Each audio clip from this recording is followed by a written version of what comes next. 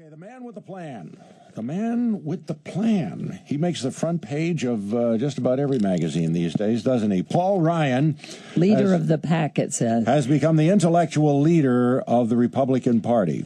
Well, and he has... it was a low bar to clear at the time. He's lowered himself to join us in the scrap fest. Good morning. Hey, good morning, Don, Wade, and Roma. How you doing? We're good.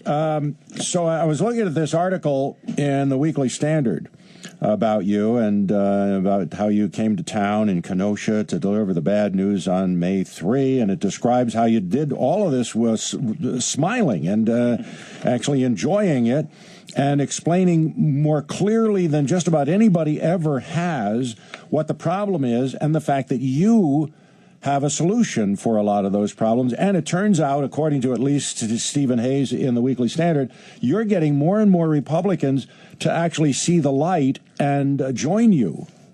Look, it's not really all that complicated. If you believe in those great founding principles that made us special in the first place as a country, and you apply them to the problems we have of the day, the solutions are fairly obvious. And the reason I smile is not because I like the fact that we're in such a ditch. It's because I like the fact that we can get out of it. It's because if we put these solutions in place, we can turn our economy around rather quickly, I would argue, and get our debt under control and paid off. We can give the next generation a better generation. We can keep our commitment to seniors. We can get economic growth back on track. And we can avoid a European-like fate for America. And it's right in front of us. We need the right leadership and gumption to get it done. And if we do it, I really believe we can turn this economy around really quickly. I think we can, have a renaissance, not unlike what Reagan brought in after Carter. The House voted 414-2 to pass the sequestration transparency bill. Can you explain that to our listeners? This is a bill I brought to the floor that I authored along with Jeff Henschling from Texas. And as you see, near unanimous approval. It says, okay, Mr. President, if you're not going to tell us what your plan is to prevent the sequester, because we passed a bill to cut spending in other areas to prevent the sequester next year from eviscerating our defense. How do you plan on doing it? Because the law says the president, meaning the Office of Management and Budget, has the discretion on how to put the sequester in place, but they will not tell us how they're going to do it. We've had hearing after hearing bringing them up. We've sent letters to the president's budget director. How are you going to implement the sequester, exercising the discretion that you've been given to do this? And they literally just will not respond. And so we had to go to the very strange route of legislating nearly unanimously from Congress to the White House. Show us your cards. Tell us how you're going to do this, because what we're worried about is in October, employees of Boeing and employees of Lockheed Martin and employees of all these companies that supply the Pentagon are going to have what we call RIF notices, of layoff notices coming out, because they have no idea how this is going to come down and affect them, because the president will not sign legislation preventing it, replacing those cuts, and number one. Number two, will not tell the country how he plans on imposing it. What is he waiting for? The election? I really don't know. I just don't know. So it's very frustrating. This is unfortunately sort of par for the course with the administration these days. Anything but transparent. And so it's gotten to the point where Democrats are now joining us on saying, OMB, tell us how you're going to implement the sequester, because, our constituents, those who are affected by this, and by the way, it hits domestic spending as well, like National Institute of Health and things like that. And we showed that there's plenty of waste in government to cut without having to do these sorts of things. The president's own Secretary of Defense is telling us that it would be devastating to the military in the middle of a war. And so we don't want to do things like that.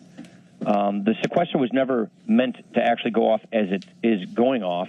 It was meant to force Congress to cut spending. We've passed so many spending cuts in the House that more than make up for the sequester. These bills are piling up in the Senate, and the Senate has refused to act on any of them, and the president has refused to offer any solution or idea on how to cut spending. And unfortunately, they just keep talking about tax increases and dividing people in this country. The thing about the president's tax increases he keeps calling for this latest round of tax increases he's called for, they don't even pay for 8% of his proposed deficit spending increases. So they're not even talking about raising taxes to lower the deficit, which some people think is a good idea. I worry about what it does for the economy regardless. They're talking about just blowing it out of government through spending. And so I would just argue if taxing and spending and borrowing was the secret to our economic success, funneling all our money through government, if that really worked, then we would be entering a golden age along with Greece. We're not. It doesn't work. And so we believe the solutions we've passed through the House, the ideas that we have put forward, are really the answer to economic growth. Fundamental tax reform, get Washington out of the business of picking winners and losers, cutting spending, getting the debt under control, having real consumer-directed, patient-centered health care reform, getting our entitlements under control so seniors can count on these promises and that future generations don't have a bankrupt country. You know, those things will help us unlock all the uncertainty that's plaguing the economy and make it so much easier for businesses to get credit and capital and to make decisions and get people back to work. You know, Paul, it's been 1,181 days that the Senate has gone without a budget. Are they going to finally get serious and have the showdown on tax cuts? Well, they're not going to do anything. They're going to pass this bill calling for the tax increase to happen now.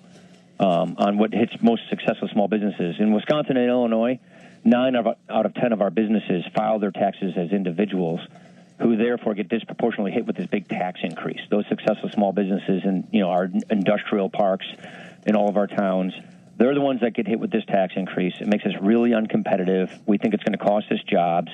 And they're talking about just taking this money and spending it. So obviously we don't agree with that.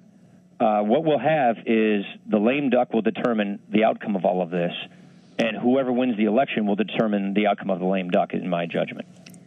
Wow, that's not very positive and optimistic, is it? No, I am optimistic. I'm optimistic about the election, and that just means I think we'll have a chance of getting this stuff fixed. It's going to take us in 2013 to do it, and who wins the election will determine largely how the lame duck operates, which sets us on the path to 2013, where we really want to fix this country's problems once and for all, instead of pointing fingers, casting blame, doing nothing, and just dividing Americans for the purpose of political gain. Yeah. All right. So hold on one minute. We are talking with Paul Ryan, and we'll get the answer to some of the big questions in 1 minute.